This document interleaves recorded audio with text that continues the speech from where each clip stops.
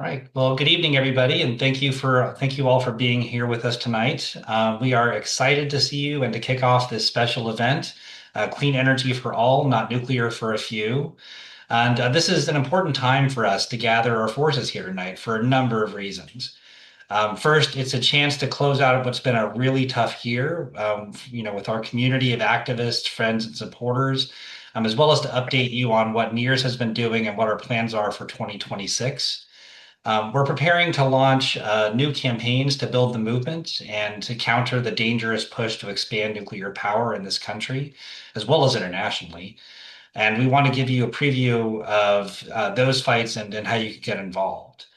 And we're also here for a collective barn raising to pull together the resources to do all of the work we need to do to build the movement and turn this country around towards the vision behind NIRS and this event. And that's, of course, clean energy for all and not nuclear for a few. So to those ends, the NIRS team is going to kick things off by laying out the incredible moment that we are in and what it means, for our country and for our future. And so to that extent, just want to kind of lay out kind of what the agenda for tonight's going to look like. First, I'm going to start off with the good news and the bad news, and lay out what NIRS is doing to turn the tide. And then you'll hear from next from Ann McCann, our brilliant campaigns and communications manager, about some of the new initiatives we're launching and expanding to grow the movement and reach a new generation of activists. And then our tremendous radioactive waste policy director, Diane DeRigo, will let you know what is brewing on threats to weaken the already weak radiation standards in this country and efforts to do dirty and dangerous reprocessing of nuclear waste, which only makes the waste problem worse and increases nuclear weapons proliferation dangers. And after all that, we will open up for Q&A and discussion. We need your feedback and ideas and to answer all of your questions as best we can. So when you have a question tonight, please type it into the chat. Denise will compile all the questions and present them in order that we've received them. And if you have a question or statement you want to make verbally, just hang on to that until the presentations are over, and then you can raise your hand by clicking on the reactions button at the bottom of your Zoom window, and we'll call on people in order from there as well.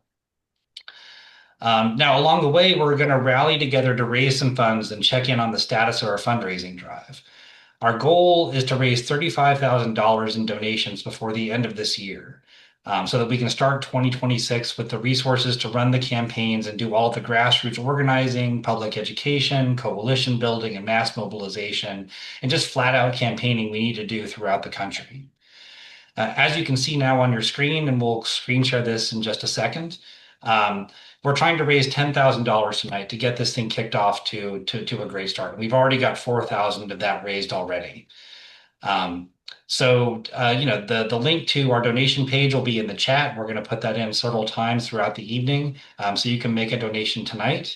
And if you feel inspired, you can donate more than once during the course of the event. Now, if you prefer to send NIRS a check, you can do that too. Just make it out to NIRS, NIRS, and make sure to send it to our new mailing address, and we'll put that in the chat as well, or you can write it down now. And that's P.O. Box 8, Mount Rainier, Maryland, 20712. And feel free to rally the rest of us here tonight by posting in the chat when you've made a donation, or you decided how much you plan to give. So with that, I think we're going to jump into our presentation, and I'll kick it off. So just to get started, I'm going to share my screen again. Here we go. Is that showing for everybody? Yep. Great. So, I do a lot of sharing of bad news, and there's certainly going to be plenty of that tonight. But I want to start off with the good news, which is really, where we want to set the vision for what we're going to be doing in the next year and the years to come, which is, that renewable energy is changing the world. And just in the last 2 years alone, worldwide, from 2023 and 2024, more wind and solar was added to the world's electricity grids than all of the nuclear power plants in the world can generate. And this is happening. So the transition to clean energy, renewable energy, is happening already at the pace that it needs to happen in order to address the climate crisis. Now, it needs to be happening faster, and it is, because even as fast as renewables were being built last year, both and also in the US at the same time, it's going to be accelerating year after year. And in fact, the International Energy Agency estimates that by 2030, we're going to be adding 1,000 gigawatts of wind and solar per year. That in itself, 1,000 gigawatts a year, is basically more than all the nuclear power plants in the world can generate in terms of electricity currently. And so this transition is ready to happen, incredibly fast. And part of the reason for that is also that renewable energy is affordable energy. And as we've been, getting hit with, with rate hike after rate hike in this country, over the last couple of years because of inflation, and then because of data centers and the power demand that it's causing, and the ways that it's raising our utility rates, the solutions are here. It's just that our utility companies don't want them to happen as fast as they could. But what you can see is that over the last, 16 years, wind and solar have become the cheapest energy sources we have available. And that's only getting better. And in fact, battery storage and other things are also increasingly affordable. And so the solutions to how we get affordable energy and sustainable energy, are right at our fingertips. And in fact, this is happening at the same time as the nuclear industry, nuclear power is stagnating. We have in the US the oldest fleet of nuclear power plants in the world. Over half of them, or almost half of them that we have left in the country, are over 40 years old. And this is older than they were originally designed to operate. And I think a lot of us here are sort of aware of that, but I think it's important to kind of step back for a minute and see what's really happening. So the nuclear industry is on the verge of basically, dying out. And in fact, we see that when you look at, when all the reactors were built, which was back in the 70s and 80s, and that how few of them are being built today and how many more have shut down just in the last 15 years. This industry is not growing. And basically what we're facing right now is a situation where both the nuclear industry and the fossil fuel industry are trying to stop the renewable energy transition that is already well underway. And so what that means is that the utilities and which includes fossil fuel and nuclear utilities, they're all nuclear utilities are also fossil fuel utilities, are working together to block the transition to clean energy. And so we have, as of 2 years ago, over 25,000 megawatts of wind and solar and battery projects that are being held up for years and years and years, to get the approvals that they need to connect to the grid. And so now what we have is, with the transition, with the change that's happened just in the last couple of years, and in this year, especially with President Trump coming in, is a total reversal where they're giving priority to fossil fuel and nuclear projects to connect to the grid, and keeping this massive wave of renewable energy from being able to move forward.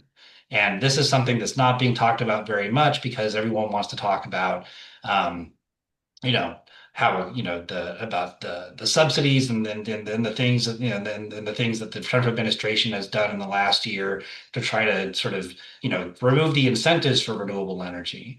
But concretely, they're actually physically blocking renewable energy from getting on the grid now. Now, this was already sort of taking shape, over a year ago, before Trump came to power. And so I think we have to acknowledge that we've got a problem with both political parties in this country. And so what started to happen last year, and this is still going on today, is that we've seen a wave of announcements about investments by the big tech sector, about artificial intelligence companies and crypto mining companies investing in nuclear energy projects. And in part, this is happening because the Biden administration was also pushing them to do this. Because what's also happening is, because they're building data centers so fast, they're building data centers faster than nuclear power plants can be built. They're even building them faster right now than they're bringing renewable energy projects online. that data centers are being powered by fossil fuel power plants. They're restarting coal plants. They're extending the operation of coal plants. They're operating gas plants, way more often than they should. And this is an environmental disaster. This is a disaster for communities that are being impacted by their air quality and the noise from data centers and all these things. And so, but the big tech companies have decided that their strategy for deflecting all of the criticism that they're getting about this is to say that they're investing in nuclear plants to power the data centers of the future. And that just isn't really happening. All we know is the data centers are being built today. And, if the nuclear plants can't be built in less than 10 years. So the reality is that this AI sort of expansion is being done at the expense of the climate, and they're using the nuclear industry as a greenwashing scheme to cover it up.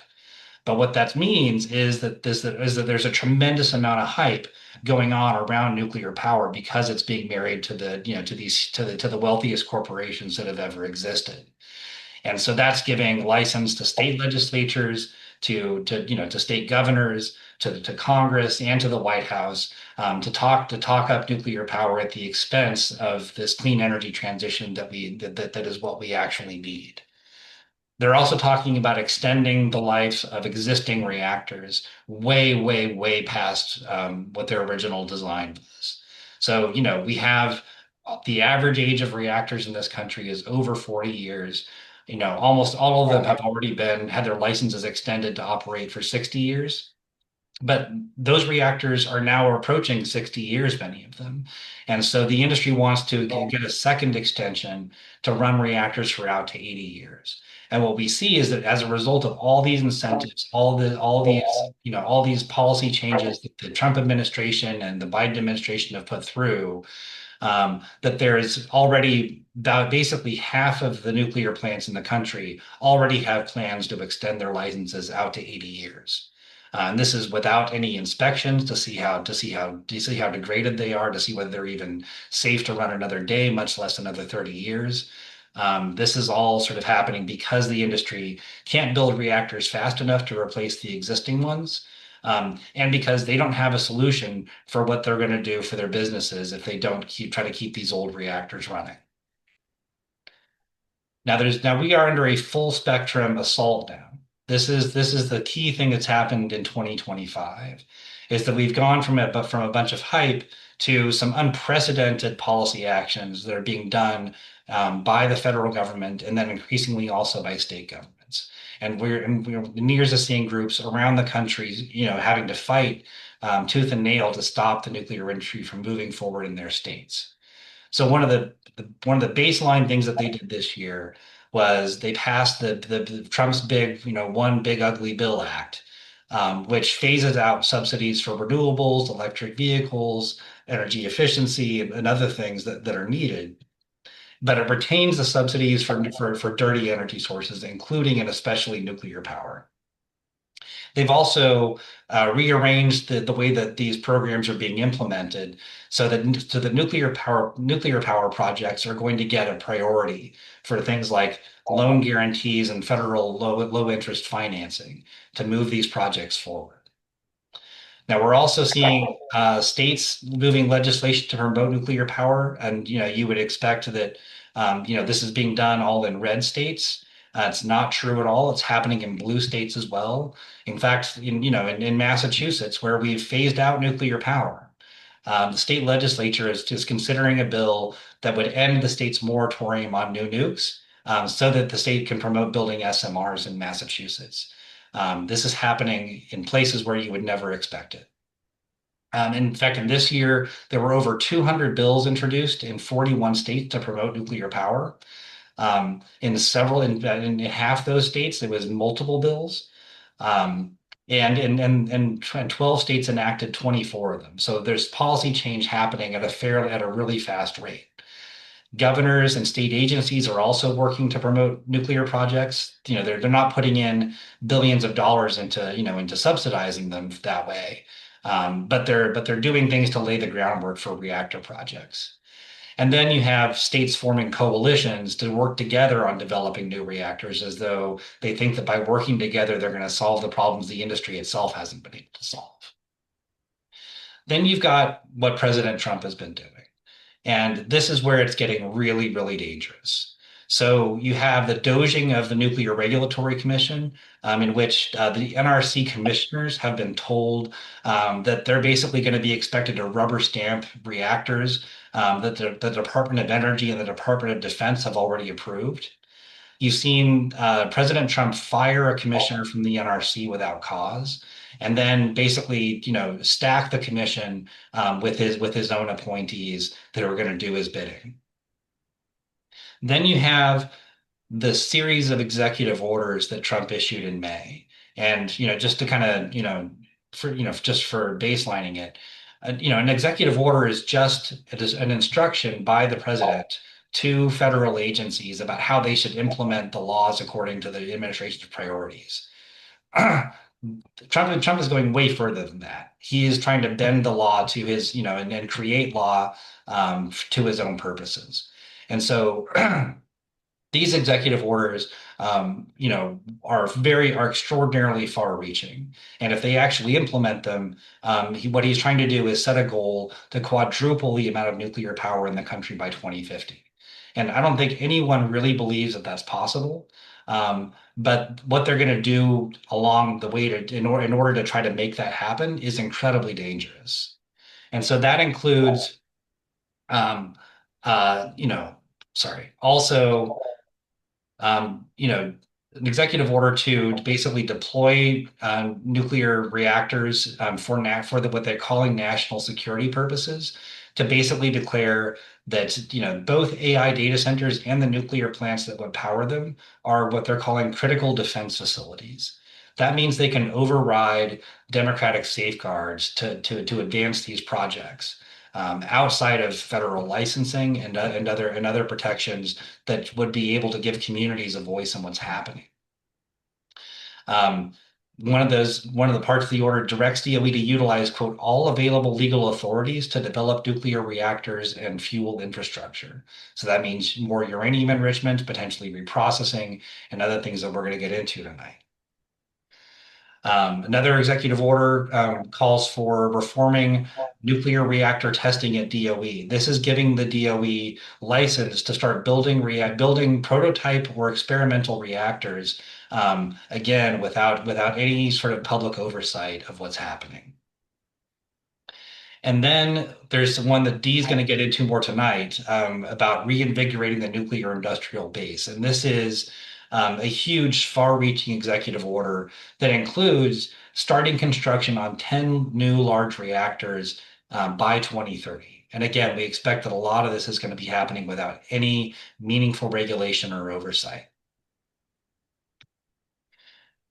But the thing that sort of undercuts all of this in terms of what makes it dangerous for our environment and dangerous for our communities is this doging of NRC, in which one of these executive orders calls for, quote, the reform of NRC, essentially by slashing the staff of the agency, telling the agency to prioritize approving licenses for new reactors as to the exclusion of other things that the NRC is supposed to do, and that is such as inspection, such as enforcement, those sort of things. It also tells NRC to revise all of its regulations within a year and a half. So what we're expecting is in early next year, NRC is going to produce a whole entirely new set of regulations that it has been working on drafting over the last 6 months. And for that to then be pushed through by the end of 2026, to basically grease the skids for new reactors to be licensed in under 18 months. This is completely unprecedented. We are going back to a time like back in the 1960s, when the nuclear industry was barely regulated at all, and only by an agency that was also there to promote them. So that's really what we're seeing. And then another thing that Dee is going to talk about is also the thing that has always been the foundation for any notion that there was a safety standard for nuclear power in the US, is the notion that radiation is dangerous. and that all of the regulation of nuclear energy, is based on that. That's also going away, and potentially in just a few months. And then, like I said, the ending of any meaningful program for inspecting reactors and holding the reactor owners accountable to their to the nuclear safety standards, which may or may not exist anymore in a few months. So that brings around to what we're doing. And what I have to say is that, while all this is really discouraging, what we have seen in the last year is that the movement is responding. We have gotten calls from more states and more organizations than we have in over a decade to do workshops and presentations and help people figure out how to respond to the nuclear threats that are coming up in their states and, in their regions. And so, what we've seen is that we've got, people, people that have been fighting coal plants and coal mines in Appalachia that are now being targeted for nuclear reactors that are taking on the fight. We're seeing, coalitions, multiple coalitions pop up in states like New York. We're seeing, new coalitions in states that don't have any nuclear reactors at all, like in Colorado, to fight small modular reactors and in other states in the Northwest, like Montana and Wyoming and Utah. People are coming out of the woodwork to fight the nuclear plants that they see threatening not only, their communities that are going to face these new dangers, but they also see that this is taking that these proposals for new reactors are also stealing away the energy future that people have been fighting for a very long time. There's, groups that have been fighting to close coal plants in their neighborhood and wanting a transition to renewable energy. And now they're being told that they're going to get data centers and nuclear plants instead. This is, we are in a fight for our energy future, and NIRS needs to be there to respond. And to, and to be able to help people get up to speed and to build their capacity and to be able to figure out what levers they have to pull to fight these things. And to some of it, because the rules are changing so quickly, we're going to need to figure out new levers to pull. And so that's why, we're here tonight, trying to put out the call for our community to rally together and help us raise this barn that we're going to need in 2026, to fight these fights. So, if we could screen share the crowdfunding web page. Thank you, Anne.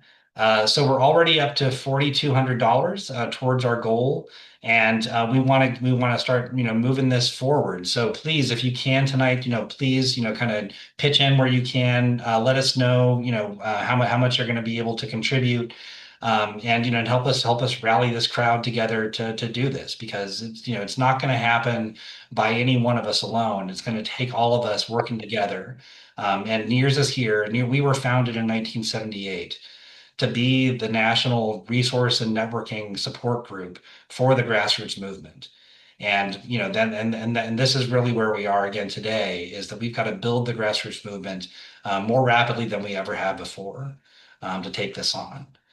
So with that, why don't I pass it on to Anne to let you guys know some more good news about what's coming from NIRS in the near future. Can I bump in here a sec? Did you start the recording? Yeah. Okay. Hey everyone. So I get the much more enviable task of giving you guys some good news here at NIRS. And that good news is that we're starting a new initiative, Action to Rest the Climate. So this is a little bit different from what we normally focus on with a hard drive on anti-nuclear, and this is kind of more all-encompassing of just really calling for a call to action for renewables and getting those online and getting them where they need to be to actually fight climate change. Action to Rest the Climate, or REST, is our new national campaign calling for an energy future that is renewable, equitable, sustainable, and on track. REST is about accelerating the clean energy transition we know works and refusing to let slow, expensive, and outdated technologies stall our progress.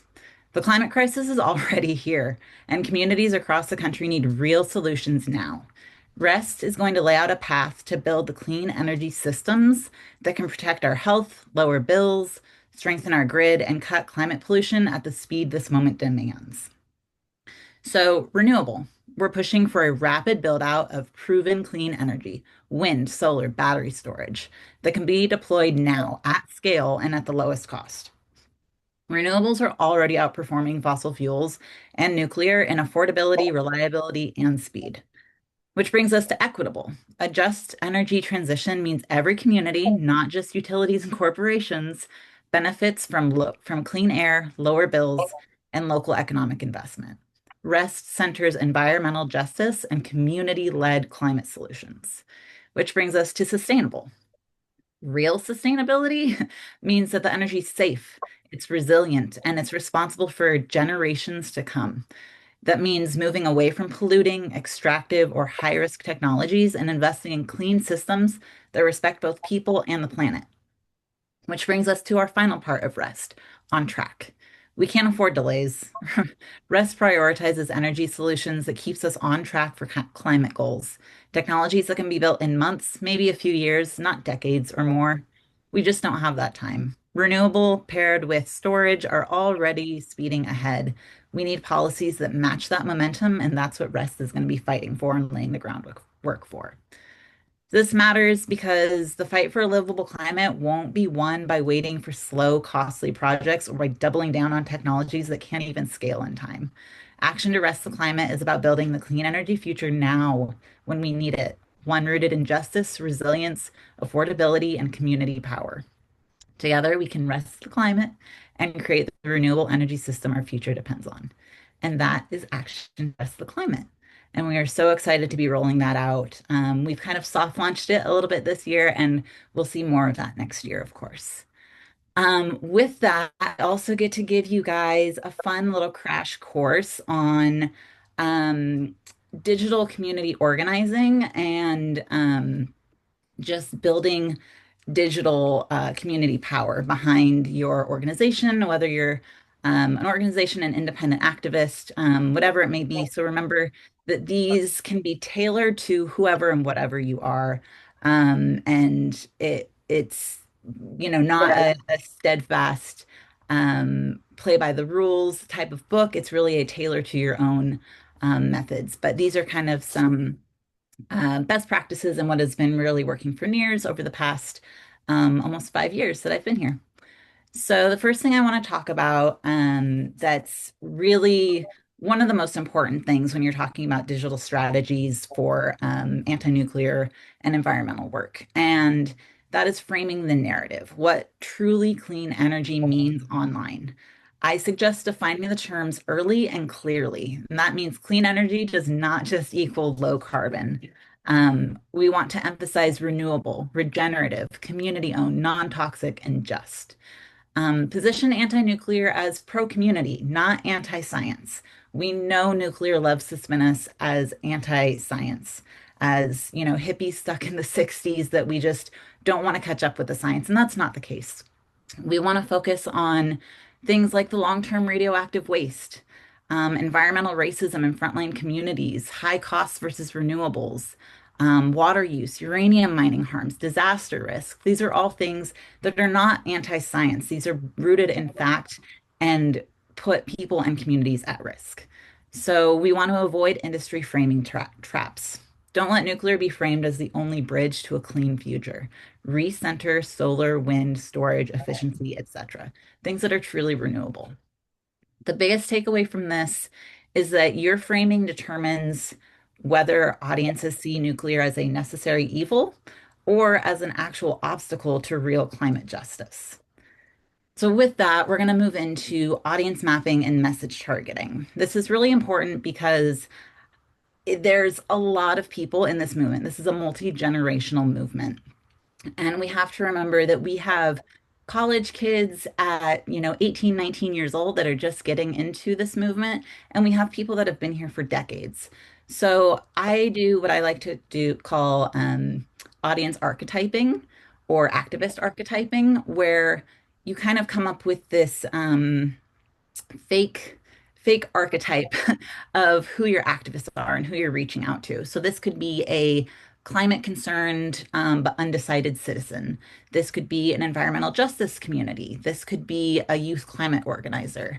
But you see where each of those people would likely latch onto different messages and different ideas in this movement. So you really want to think about who you want to target and think about what messages are going to mean the most to them.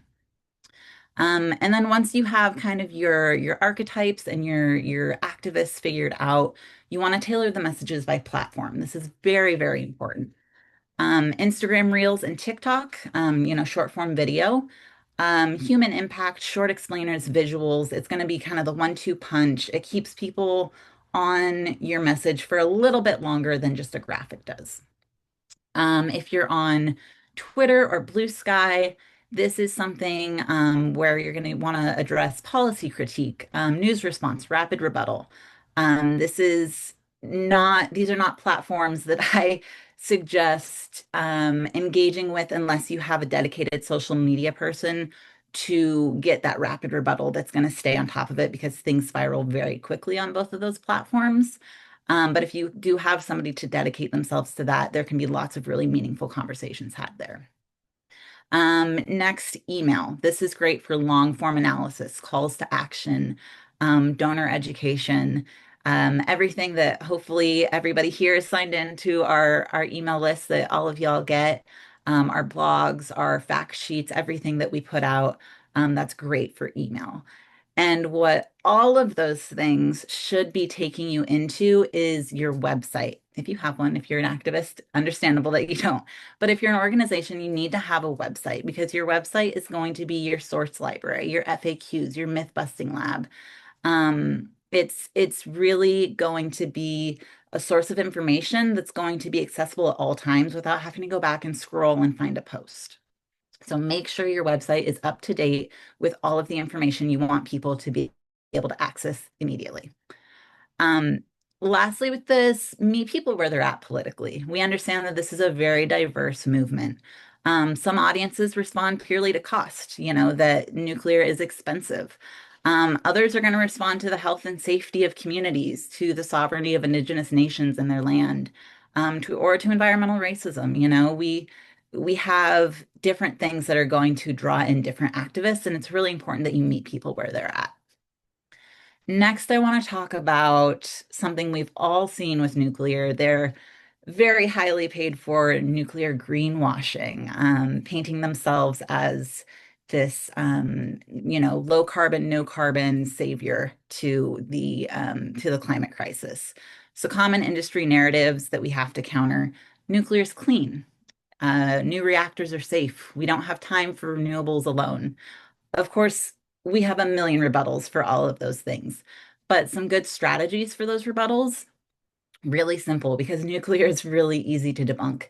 So simple myth versus fact graphics, short expert video clips, community testimony over technical jargon. There are people just now coming into this movement that aren't going to know what we know when we've been in the field for years and years or work professionally in the field. So you're going to lose them with technical jargon. Make sure you're centering community testimony, the things that are actually going to matter to people, especially with younger generations. They don't necessarily care about the technical jargon at all. And they're really going to just be looking for how communities and people are impacted.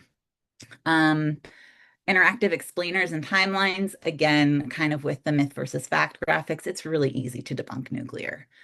My biggest pointer with this is to avoid amplifying misinformation accidentally. The nuclear industry makes fools of themselves all on their own. They don't need any help. Do your research. If something looks a little too good to be true or seems a little fishy, even if it aligns with our values in anti-nuclear, double check that it's actually something that's not just a myth being repeated in the headlines.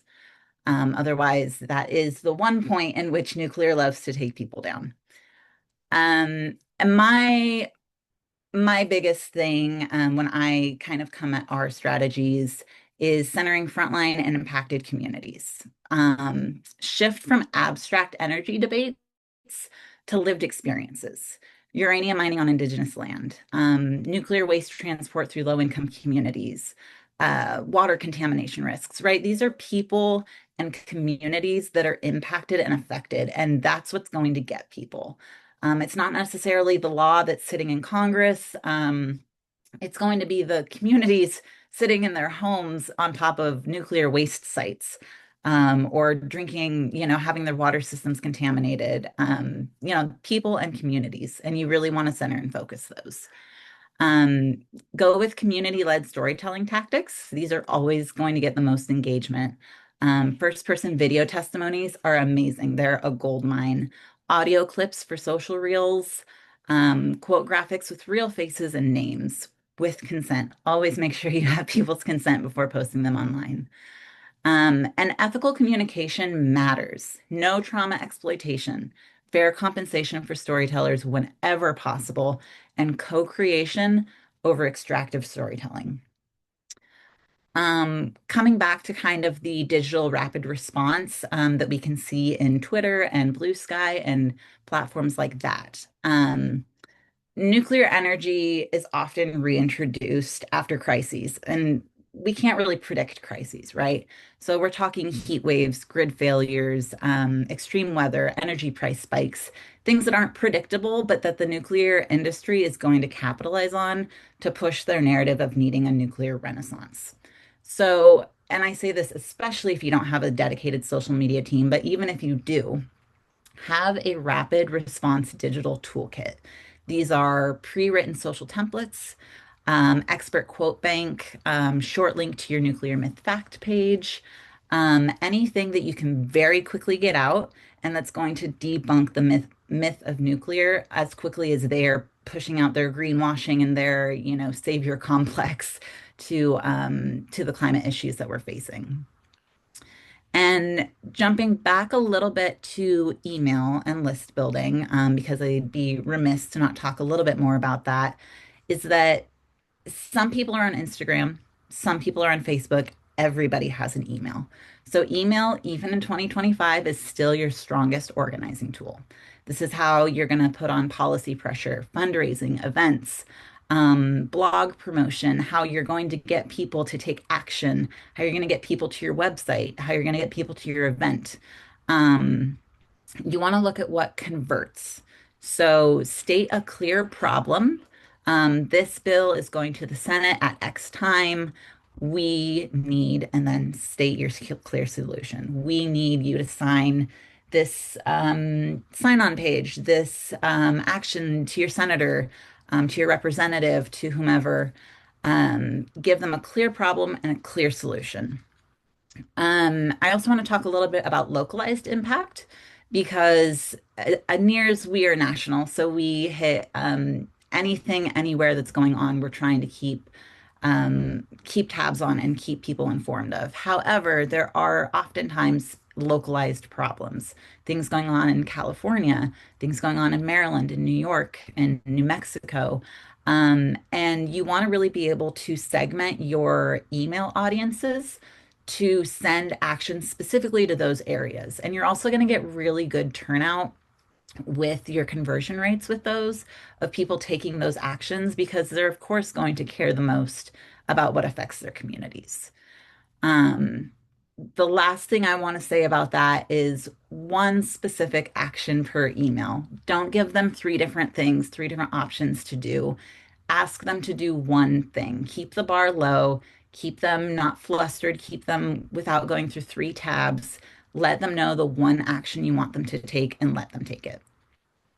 And lastly, I want to talk a little bit about countering tech optimism with justice-based digital strategy, because of course we live in the age that we live in. We think that technology is going to save everything. Um, Challenge that idea that tech will save us alone. Algorithms can't fix contamination, and nuclear is a power source of the past, not our future savior. So reframe clean energy as political, not technical. Who owns it? Who profits?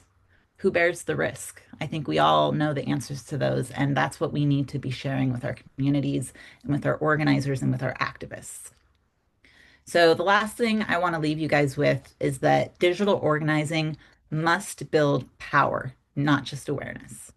So, with that, I would like to thank you guys for listening to my little crash course and hope that you guys are looking forward to Action to Rest the Climate coming up more in this year. We're very excited about it, and we were very excited to share it with you tonight. So, with that, I'm actually going to share our thermometer one more time here while I have the screen and your attention. And let me refresh it here. We're up to 75 donations. So excellent. And I will hand it back off to Tim. Great. Thank you, Anne, and thanks for those brilliant insights into, how we can be reaching people, in this age in which everyone's distracted, by a million platforms and, and a million different media sources. And, actually, turn it back to you for just a second. If you can talk about like the success that we've seen in sort of growing, our social media sort of following on different platforms through the kind of things you're talking about. Yeah, absolutely. Our Facebook has been kind of our tried and true. That's where we've had the most of our followers for many, many years. But we've seen really great growth on Instagram, which shows that the younger generation is getting involved. That's we don't see Gen Z on Facebook anymore, really. But we do see them on Instagram, and we see them on Instagram a lot. And so to see them converting and coming over and following us and interacting with us has just been really great over the last couple of years. Terrific. All right. Well, let's hand it over to Diane DeRigo to walk us through some of the things that are coming down the pike and how we're going to fight it. Thanks. Diane DeRigo. I've been a radioactive waste project director at NIRS for, it's going to be 40 years in January. So we'll, I've been tracking the waste issue from even before then out of Western New York, where the only commercial reprocessing was taking place. And the task that I've been assigned tonight is to talk about the implications in the year to come, the fights that we're going to have in the year to come on radiation standards, and on reprocessing. I mean, Tim went through a whole litany of threats under existing laws that have passed and under the executive orders.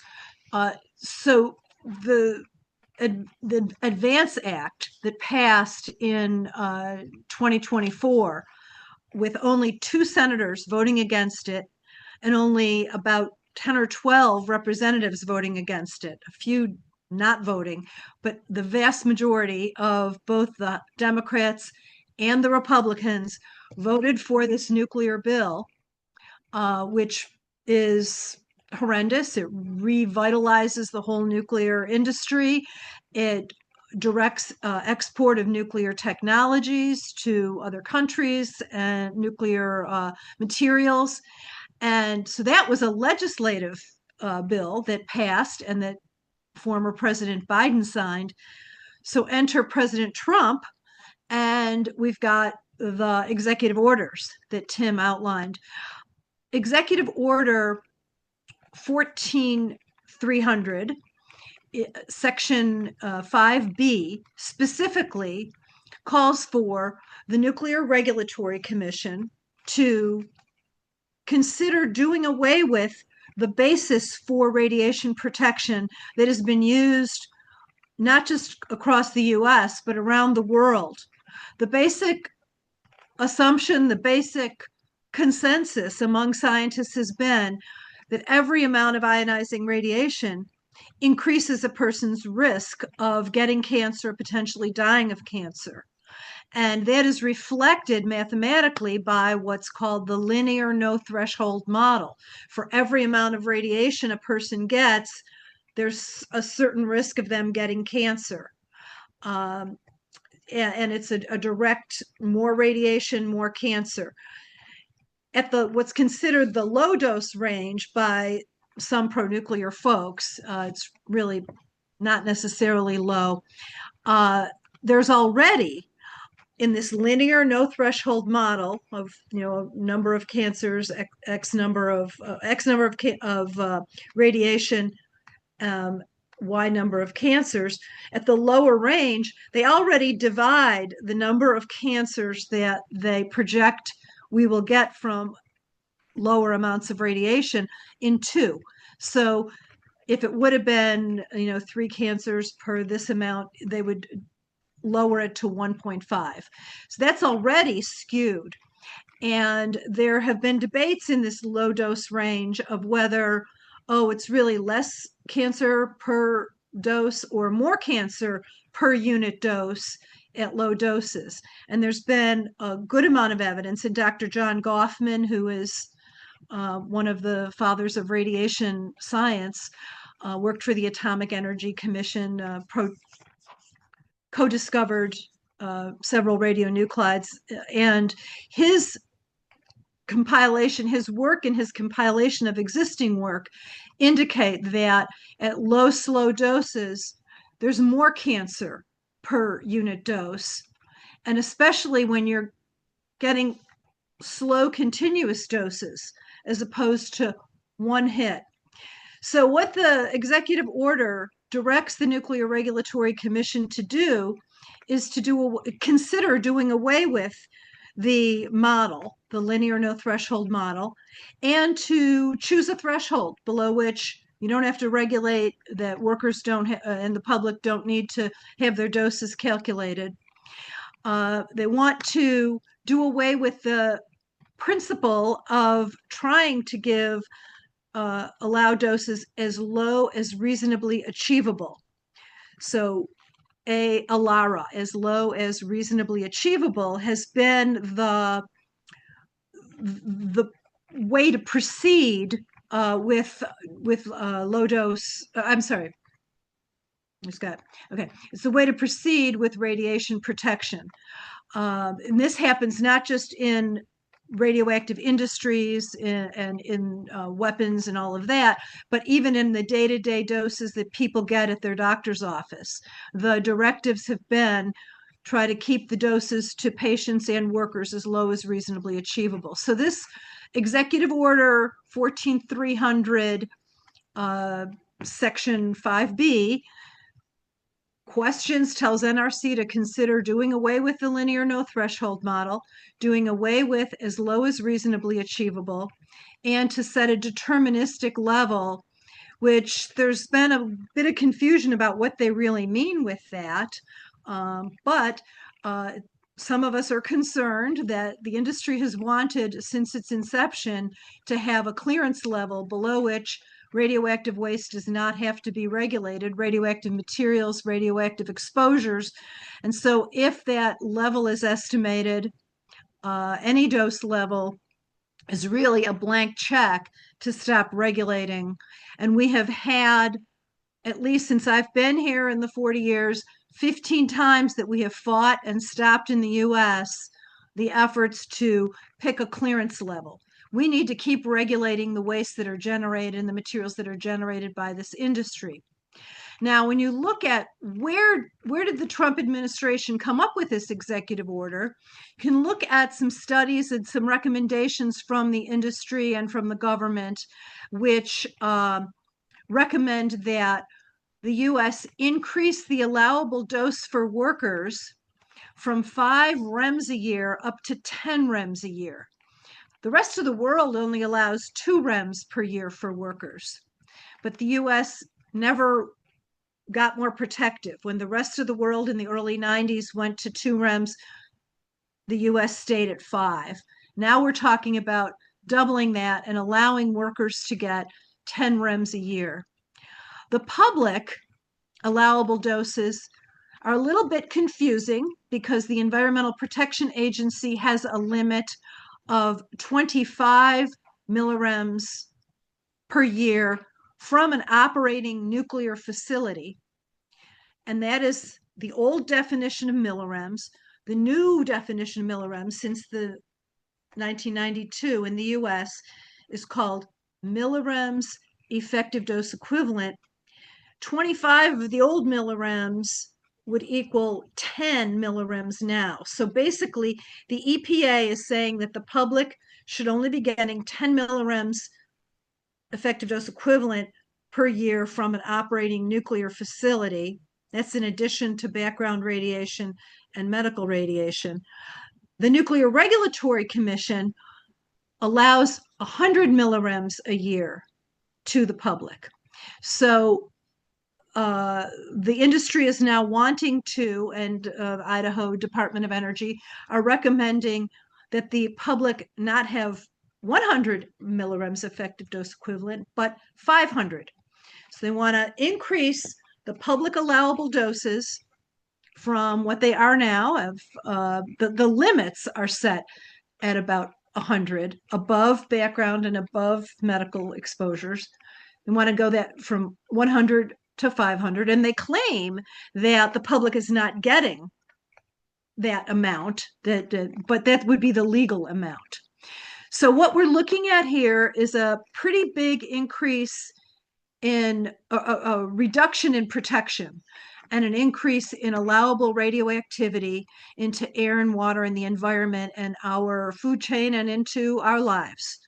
And the US public has fought these things in the past. We did lose in 1992 when the NRC raised the allowable radioactivity in air and water for over 2/3 of the radionuclides measured. And they raised it for workers. That was a loss. Now what we're looking at is doubling the amount of those, or not doubling, let's see, from 100 to 500, it would be 5 times higher. I believe that this is stoppable. And the problem is it may not all be stoppable. And I think we need to fight for all of it. In fact, because what we're looking at, one of the things that the nuclear industry was and the government were very successful with when at the beginning of the nuclear age is pretending that the only health effect from radiation is cancer. And of course, cancer is horrible, but we now know that radiation causes reduced immunity and therefore greater susceptibility to many, many other diseases that be very difficult to calculate, that it is a cause of ischemic heart disease. So vascular disease, heart disease is caused by radiation. There's no reflection of that in the standards that currently exist. Mary Olson, Arjun Makajani have done great work, and Mary in conjunction with Dr. Rosalie Bertel, showing that women and children get much more cancer because that's all they're really looking at. They're not looking at the other health effects when the studies are being done. More cancer per unit dose than a man in his 20s or 30s. So the standard man may get women get more cancer than men, and then little kids, especially little girls, get even more than that. And we know this. This is something that if you've been in our community, it's an issue we've been expounding on. Well, now if the Trump administration wants the NRC to reassess radiation and they want to make it less protective, I say this is our opportunity to demand science-based, that we look at these numbers from the National Academy, the Pro-Nuclear National Academy of Sciences is the one that put forth these numbers about the health impacts for women and kids, the cancer incidences for women and kids. So we take this opportunity as the industry and the government try to weaken the standards and say, if you're going to mess with the already inadequate standards, we're going to make them better. And you're going to make them protect us from more than cancer. You're going to protect the most vulnerable parts of our population, parts of our life cycle. Kids are not just a subpopulation, they're the next generation. So on the radiation issues, on the radiation front, we're expecting in January, more likely February, but possibly January, draft changes to the Nuclear Regulatory Commission's regs for radiation 10 CFR 20. And what we will be doing is pushing, all of us together, we're going to have to take various avenues, organizing quick education, because the timeline is the draft coming out January, February, and then a finalization of that by October of 2026. So we're going to have before us a limited amount of time as we're fighting all of the other nuclear fights in our states and our local governments and national scene to prevent the weakening of this whole underpinning of radiation protection. And maybe we could even push and get more protection. I don't know. Why not? The decision, unfortunately, appears that it's going to be made within the White House, which means logic doesn't necessarily prevail. But the Nuclear Regulatory Commission will make its recommendations, and then whatever it decides will get approved by the White House. Now, I went over time, I think, Tim. Should I talk about reprocessing quickly, or should we skip that? Yeah, talk about reprocessing quickly. I mean, we all went over time some, but this is but this is really key because there's this bill moving through Congress that's going to be coming down on us next year, almost for sure. Okay, so reprocessing. One of the greenwashing terms for it is calling it recycling. The nuclear fuel chain, as I'm sure probably everyone on this call is aware, you've got uranium in the ground. It's not too concentrated, except from the Belgian Congo, where it's very concentrated in uranium 235, uranium and then uranium 235. But what needs to happen when uranium is mined or collected by in situ leachate or the various techniques, they bring up all of the stuff and then they have to separate the uranium from the other dirt or the other liquids. And so the uranium is pulled apart, and then the uranium 235 atoms are separated out from the 234s and the 238s, because that's what runs the chain reaction to make bombs and to make power. So the uranium 235s are concentrated, they are put into pellets, which are put into 14-foot long pencil thin rods, a couple hundred rods per assembly, a couple hundred assemblies per core. And this is of the traditional big reactors. New reactors, the same thing happens where you need to concentrate the uraniums if you're going to use uranium. And uranium then gets hit with a neutron and splits to form iodine, cesium, strontium, or it absorbs the neutron and forms plutonium and heavier transuranic elements. And these all are inside the fuel rod. When the atoms split, the energy that held them together, heat the water, turn the turbines, and make the electricity.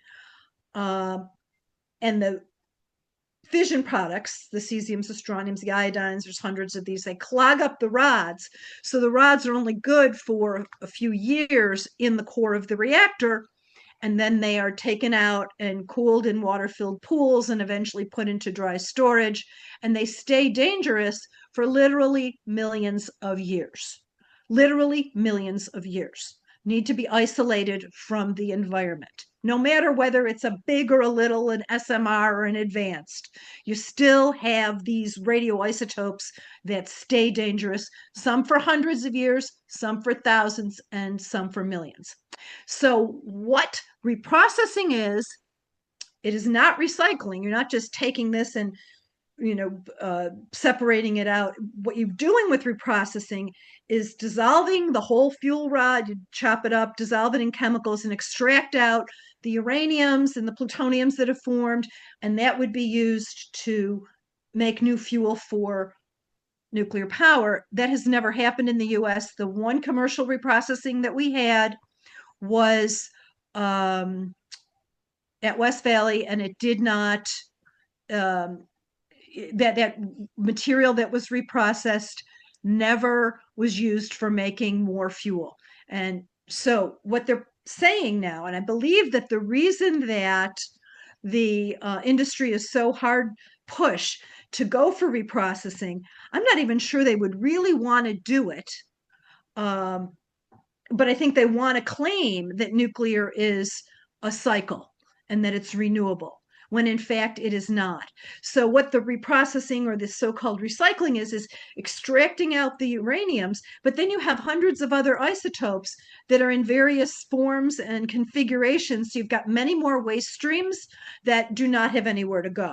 You've got then liquids and sludges and So, um, so Dee, maybe get to the point where, what's happening with with the legislation and what they're pushing. well, there's one bill now that has been introduced in the Senate and gone to the floor. I don't believe it's been voted on yet. That would um, allow for less regulatory uh, control in the licensing of reprocessing facilities. Right now, because reprocessing facilities make separate out uranium and plutonium that could be used for weapons, they've got greater security requirements. And what this bill would do is say that reprocessing, if you promise not to separate out any of the plutonium, then you can go ahead and get these things licensed without that level of security. And that has been introduced in the House and hasn't moved. It's been introduced in the Senate and has gone from the Environment Committee to the floor of the Senate. So that could come up for a vote at some point.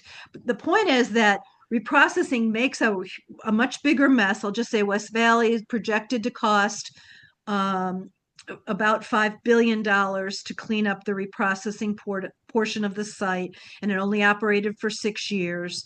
And um, and we're still, since it operated 66 to 72, we're still fighting for every fight to clean up every part of that site.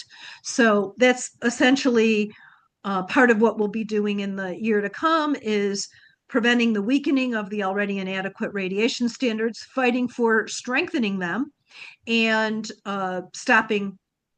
preventing reprocessing, and preventing the lie that reprocessing is really recycling, because you still end up with more waste than you started out with. Yeah, and to be clear, the reason why they're pushing this is because the industry has never been able to get around the fact that they've created a nuclear waste problem that can't be solved and that hasn't been solved and that there's no prospects of it being solved. And so whenever they go to site a nuclear power plant or continue running one, they've got to answer to the communities about what's going to happen with all of this waste. And so reprocessing is a way for them to try to sweep this whole problem of the waste they're going to create in reactor communities under the rug. And the reality is that, we have stopped them from creating what they call, interim storage sites for decades now. So they can't even just ship it away to a parking lot to put it in. And so now the industry wants to make it seem like they've got something productive to do with this waste in order to be able to get out from under the weight of all this stuff that's sitting at reactor sites. And our job is to stop them from doing that yet again. Um, so here we are at the end of our presentations, and we're going to make another pitch for people to contribute to the fundraiser. And the thing is that you can see that we at NIRS, we're a small team. We're four people. And we've never been founded, to be, a huge organization, like the Sierra Club or like the NRDC, to to be able to represent the movement on our own. We were founded to be a support to the dozens and hundreds of grassroots groups around the country, communities that are on the front lines of the nuclear energy industry, to be able to help build a national movement that way from the ground up.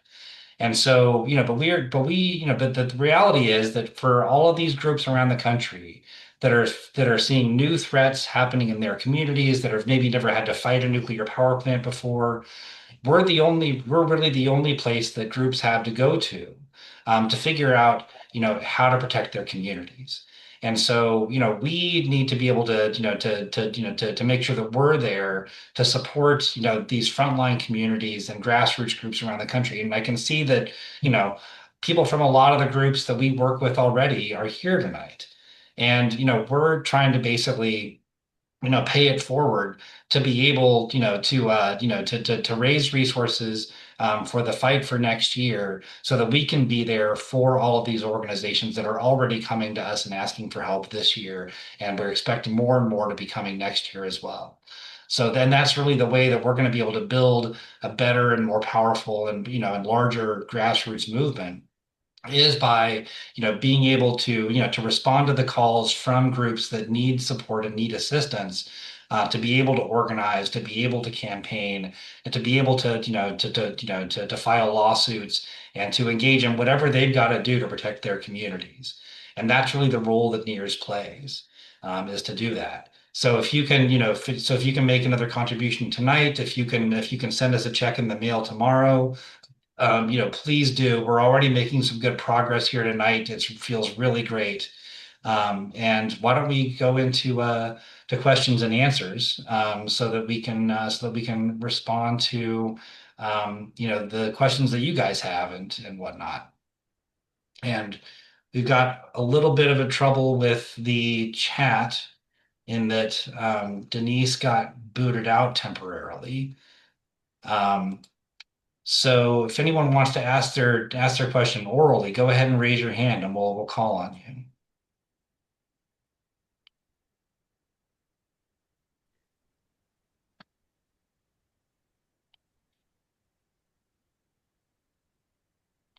All right, let's go to Valdi. Yes, thank you very much for this presentation and all the excellent information that you've gathered for this, as well as all the work you've done over many, many years and even decades. And the more I hear, the worse this is. And I agree. I would not trust the NRC the way it's been attacked, and many other government agencies, including the Department of Energy, uh, as well. We're we already know horror stories that have come out from people that actually worked within the NRC that have written articles and books about what they saw. Once they retired, they were allowed to speak out about it. And this is orders of magnitude worse what they're talking about doing now, where they're going to basically rubber stamp most of these new proposals. And many of these new technologies, the small modular reactors, they're untested, unproven, and they don't even want to build containment vessels. They just want to have them in thin sheet metal, like warehouse-like buildings. It's just craziness, and it's a huge waste of money. It's like digging a hole in the ground and just pouring in infinite sums of money that you can't even estimate what the end of it is. And like what happened in South Carolina, they spent many billions of dollars in years and ended up with nothing other than rate increases for the electricity customers. It's just insanity. I can't believe that this country has got so many people that are supposedly representing the best interests of people. They're jeopardizing people's health, their safety. This is also increasing by orders of magnitude the potential terrorist threat, because every reactor you build, every waste storage place, that's a potential target that they can be used to be building a dirty bomb even. Never mind a nuclear bomb. Just spreading radiation with a conventional explosive device. You can contaminate a huge area. If you did it in the middle of Manhattan, wow. Yeah, I mean, anyway, thank you. I couldn't agree with you more, Valdi. And and thank you for raising this issue about what's happening at NRC at the staff level, because we've all had our very big problems with the Nuclear Regulatory Commission for a very, very long time. They've, as an agency, it's been way more of a lapdog than a watchdog, and I think we all know that. But there's always been people at NRC, who've blown the whistle on occasion, or who've raised an issue that has, that has really highlighted how out of control things are. And the reality is that right now, all those people are being forced out of that agency. And the only people that are left are, people who are either too inexperienced to, to know that the full gravity of what's happening, or who are going to go along to get along, because they need to keep a job. And that's, and so this is, and so one of the reasons that, and this is a role that NIRS has also played for a long time, is that people within the NRC, who have concerns that they want to publicize, have to have somewhere to go they can trust. And so that's often, it's like whether it's activists in the community, or it's organizations like NIRS, where people can send people, the people can share information that we can then get to Congress members, or we can get to the media, in a way that doesn't expose them and put them directly in danger of retaliation. And that's, I think, something we also need to be prepared with in this moment is, that we can see the dangers coming down the pike, and there's going to be moments when, when people on the inside are going to need to get the word to the outside. And that's, I think, another reason that we need to keep this lighthouse open. Yeah. All right. Well, let's go to Jackie Dreschler. Thank you. This has been such a great evening. NIRS, you are such a great resource to all of us. I personally want to thank you, Tim, for the webinars that you've done, for Sierra Club and for me personally at 350 New Jersey. And Diane, I mean, let's do this fight. We have to strengthen the standards, not let them be weakened, you know? I just want to say that we are constantly every day being slammed by, it's like just being slapped in the face, both sides every day.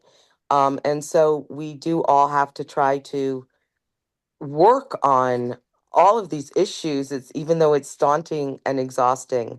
I did want to say that my sister and I, we're hoping to give a little check to you guys, in honor of you, Tim, and Diane, and the new lady there. But thank you so much. It's, really, thank you very much. Well, That's all I thank you wanted to so much, say. Jackie. I mean, the work that you're doing at the grassroots, across and even across state lines between New York and New Jersey, this is exactly why NIRS is here, is to be able to support, activists like you and the coalitions you work with. Thank you again. All right, let's go to Michelle Lee. I just wanted to say Dory Raskin's been vigorously raising her hand and trying to get on the list. All right, well, we'll call on Dory. How's that? Okay, thank you. I don't know where my picture is, but okay. My question to ask you is, well, I've been the community been trying to get the Santa Susana field life site or domain Rocketdyne for the past 35, 40 years. I mean, Dan Hurst was the one who, his students found it and found out how it was contaminated. And so what are your suggestions? Because we're, DTSC is in bed with the polluters, with Boeing and NASA and DOE. And of course, they keep saying they'll clean up to background, but they're not, because they're going to only clean up, I believe, 90% contamination there. So I could respond to you, Dory. I've been there and worked some with the mothers there and with Committee to Bridge the Gap. And my advice is do not stop. My advice is keep at it. You don't know when you're on the edge of a victory. And we have that site in particular has had many, many backslides, great commitment, great agreement with all the proper entities, and then go ahead secretly sending the stuff to regular garbage or weakening the agreement or doing away with the agreement. So that we've been backstabbed there. Diablo Canyon was supposed to close. Dang, now it's still open 24, 25. So I I think if you are overwhelmed and you can't stand it, then you take some time off. You take care of yourself first. You go for some nice walks. You do nothing. You do something that's a complete waste of time. You regather yourself. I personally crawl under my blankets and go to sleep, but then you come back and you keep going because they're not going to stop and we're not going to stop. And we can win. We have won many, many battles.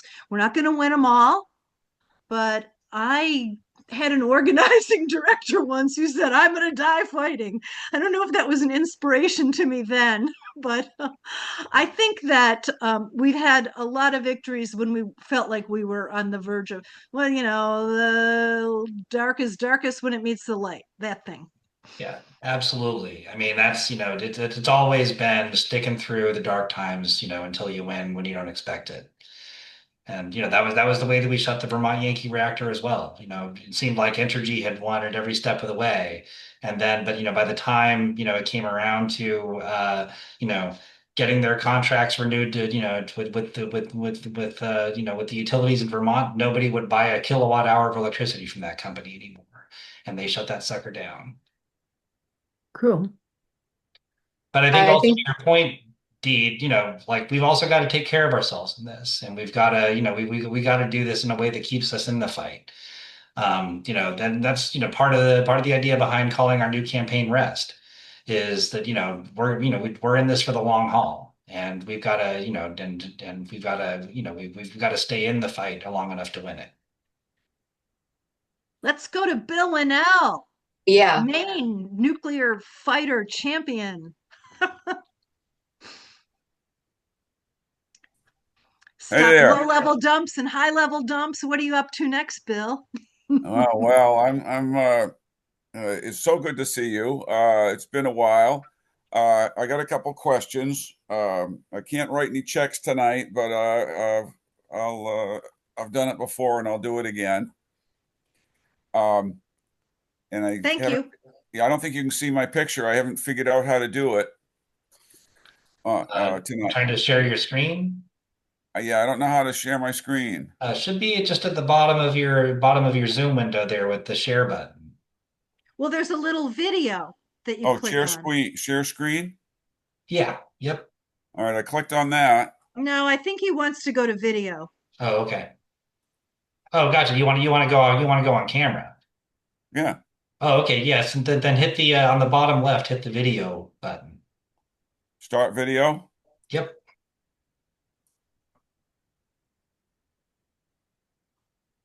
Why is it not doing anything? Hold on. Well, I don't know. Okay, let's talk anyway Yeah, then. let's talk anyway. Oh, wait a minute.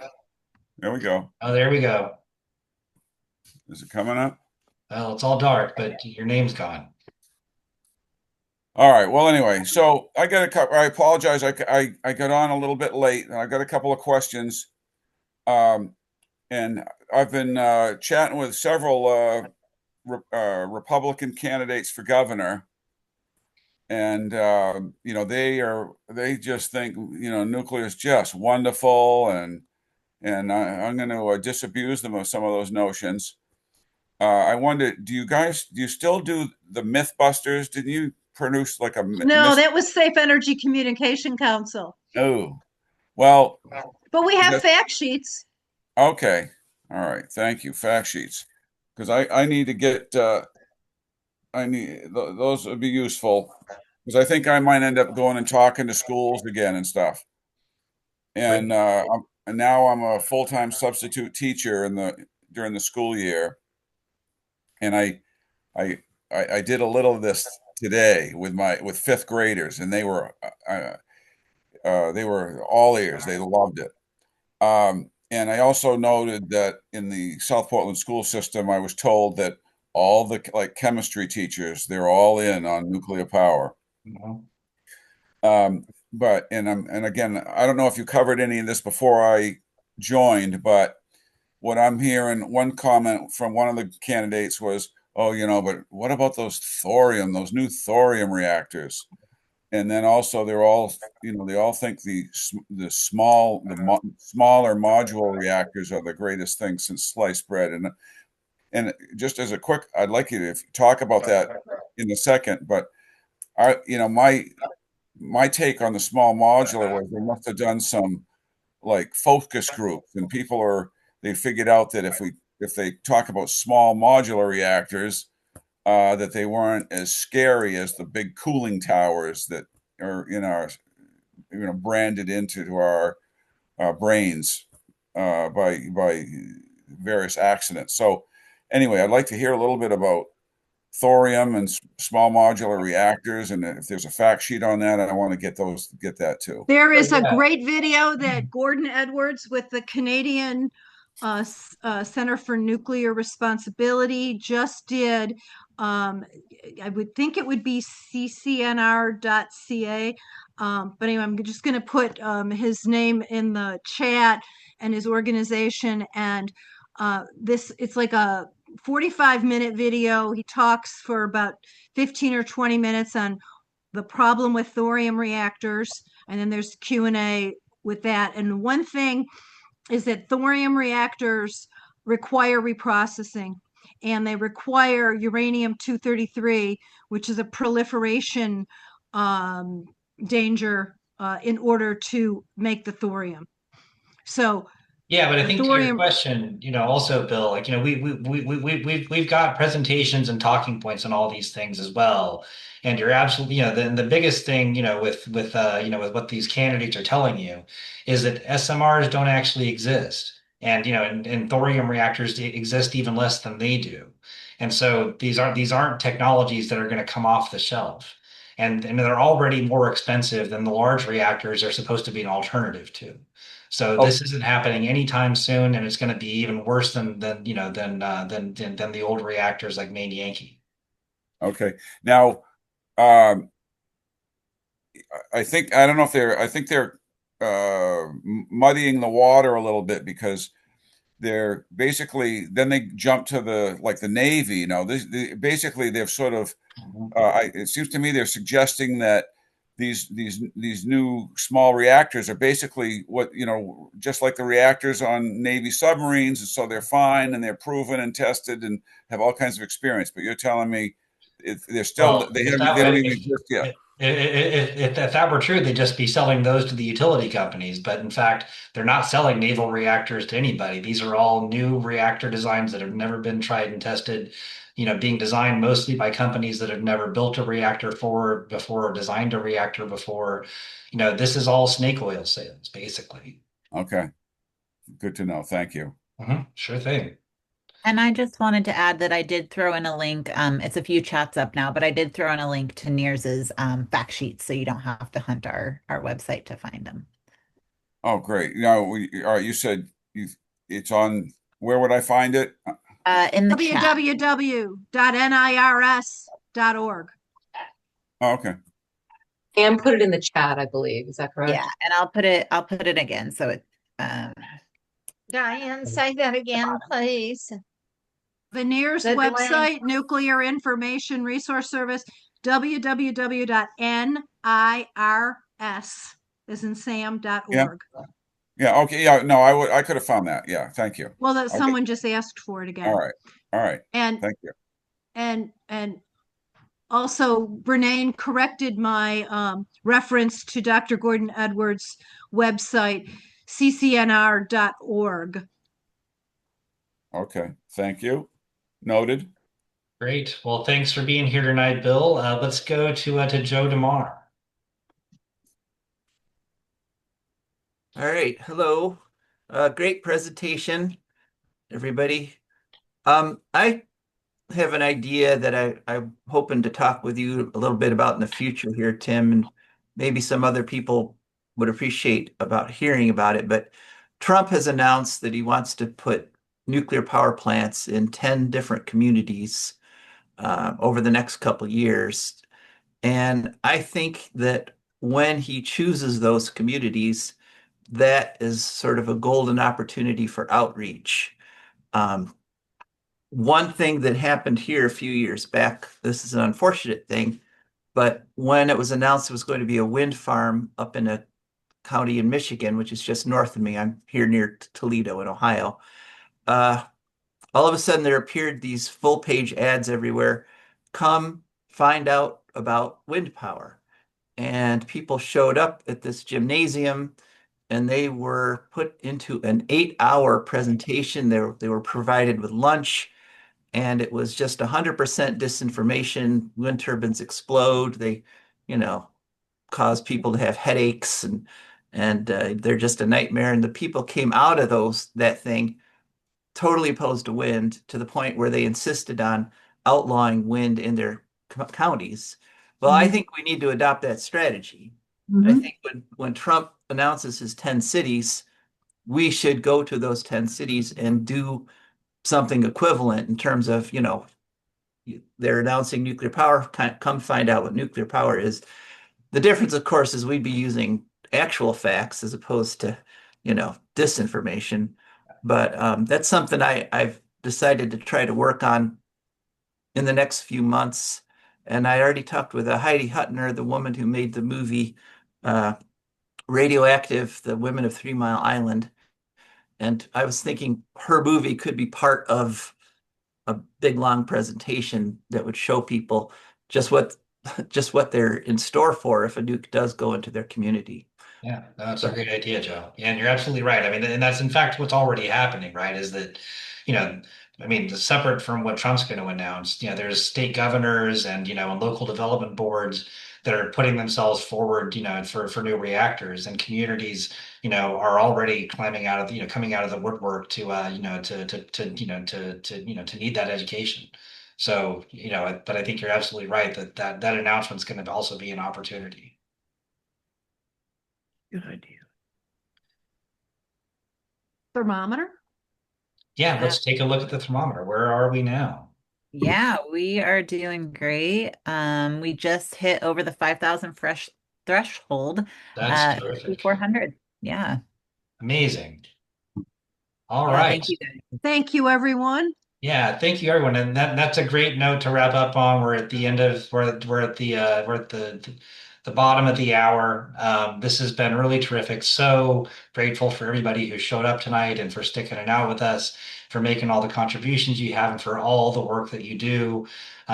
We've got a lot to do in the next year ahead. So, everybody, please, please, please, have a safe and happy New Year's, and in whatever ways you celebrate the next few weeks. Just really, so rewarding to be in the fight with y'all, and to be doing this work together. We're going to win this thing, whether, next year or in the years to come. But it's going to take us all working together this way. So thank you so much. It's a reward every day.